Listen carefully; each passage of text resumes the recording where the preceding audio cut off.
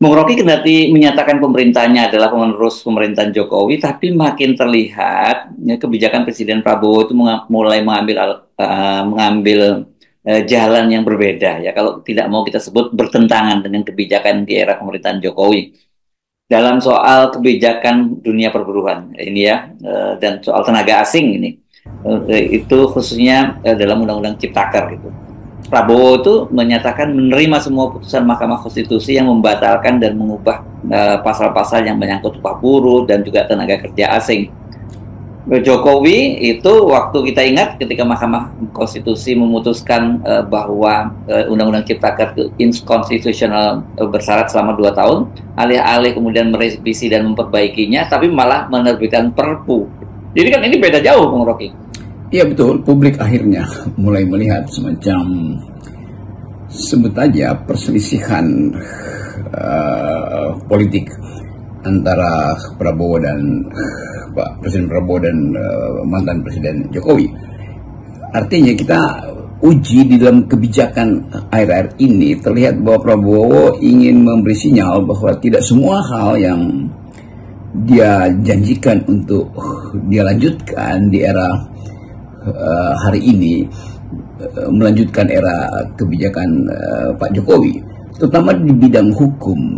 Mulai terlihat bahwa Prabowo mengambil langkah yang agak kontroversial, yaitu dengan berbeda atau bahkan berselisih pendapat secara kebijakan dengan kebijakan hukum Presiden Jokowi.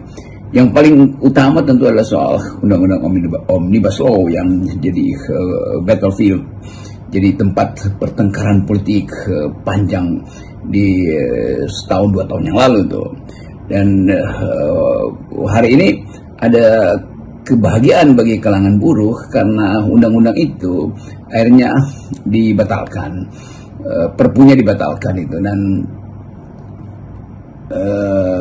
pendapat umum mulai melihat kejernihan bahwa yang diinginkan oleh Prabowo, yaitu undang-undang itu tidak boleh menghalangi hak rakyat untuk dapat kehidupan yang layak, itu dibuktikan minimal hari ini oleh pembatalan undang-undang atau perpu yang diajukan oleh Presiden Jokowi ketika terjadi keributan soal Omnibus Law itu kan. Pada waktu undang-undang itu dinyatakan bermasalah oleh Mahkamah Konstitusi, lalu Jokowi ambil langkah bypass, oke, keluarin perpu aja. Sekarang perpunya digugat dan perpu itu dinyatakan juga sebagai keliru. Jadi buruh dimenangkan dalam soal itu. Tentu ini semacam legitimasi awal buat Prabowo bahwa dia mampu untuk mengatakan saya berbeda dalam kebijakan